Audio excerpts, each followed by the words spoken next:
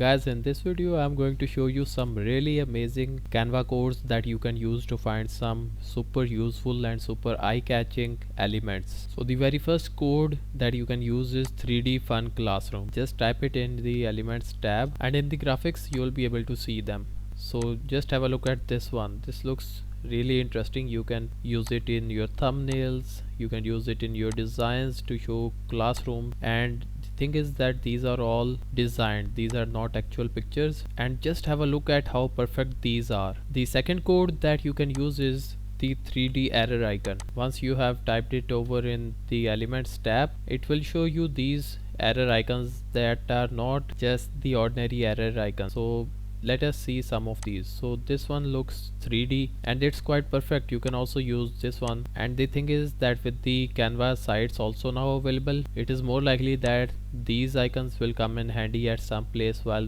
building websites within Canva. So just have a look at how interesting these are. And the third one that you can use is CMUI Photo Ask. So in the Elements tab, go over to graphics, and these are the ones that you can use. So they are really useful for the flowcharts and making the hierarchies, and they can also be used in infographics.